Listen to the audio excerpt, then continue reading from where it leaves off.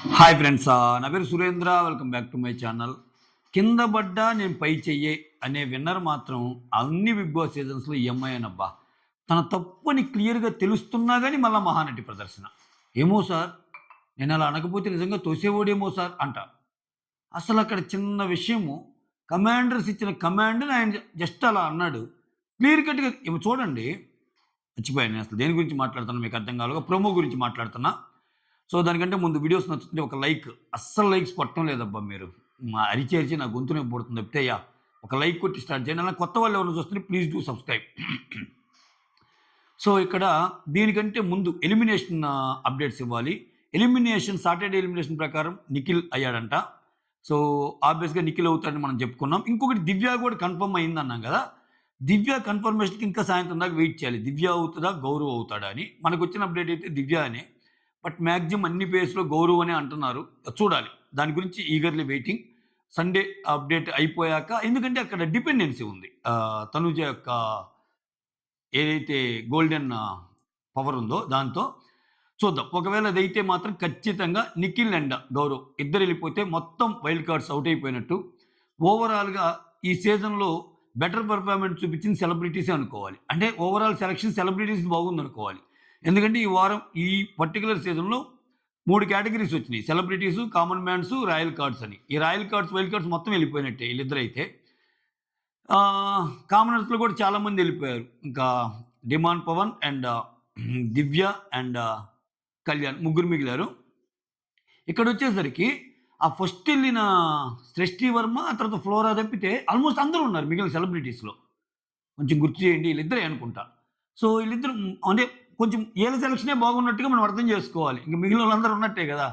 So ఉండగా ఏం చేస్తారా, ఆయన ఉంచాలనుకుంటే ఉండక చేస్తారా అని మీరంటే నేనేం చెప్పలేను కానీ, బట్ ఉన్న కేటగిరీస్లో సెలబ్రిటీస్ అయితే ఉన్నారు. ఓకేనా, ఇది మ్యాటరు.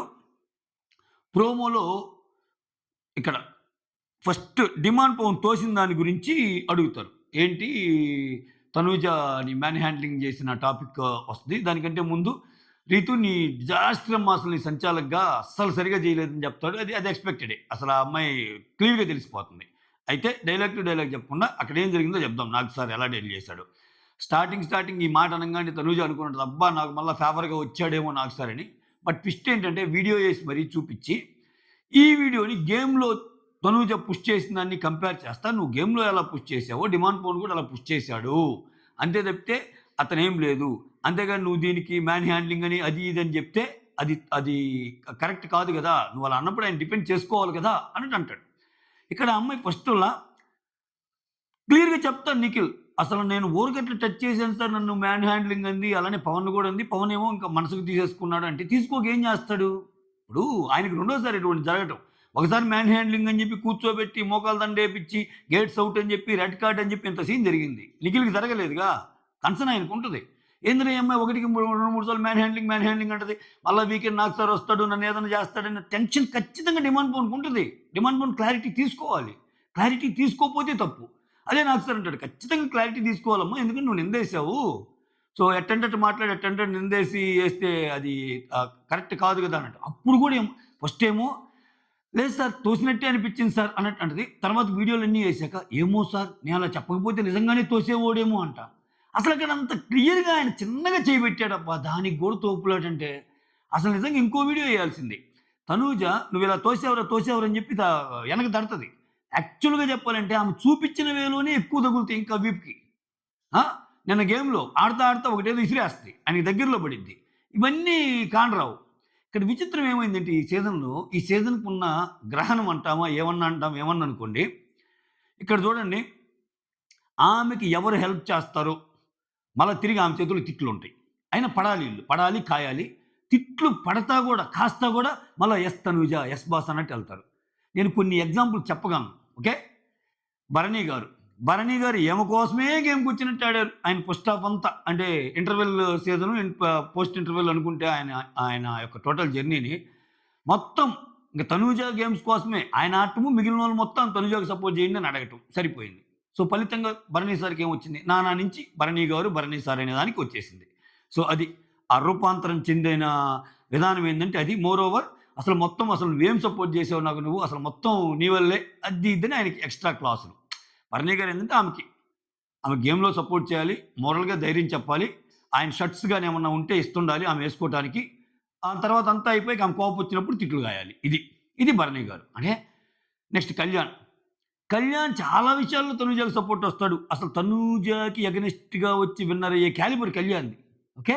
అయినా గాని పాపం ఆయన అన్నీ వదులుకొని ఆటని కూడా త్యాగం చేసి తనూజ నువ్వే అంటే తనూజ బాధలో ఆయన బాధ ఉంటది. తనూజ ఏడిస్తే ఆయన ఏడుపొస్తది. తనూజకి బాగాలేకపోతే మొక్కుతున్నాడు అయన్నీ కావాలని చెప్పి. తనూజ కోసం తనూజ కంటే ఇతను ఎక్కువ. తనూజ కెప్టెన్ అయితే తనూజ కంటే ఆనందపడ్డాడు. ఇన్ని హెల్ప్‌లు ఇతను చేస్తుంటే అతని చిన్న మాట ఎందుకు ఏడుస్తున్నాడు? నువ్వెవరు నాకు చెప్పడానికి అసలు ఏడుస్తున్నావని నీకేంటి? తిట్లు గాయాలి మళ్ళా. ఇక్కడ చూడండి తిట్లు గాయాలి. ఆ!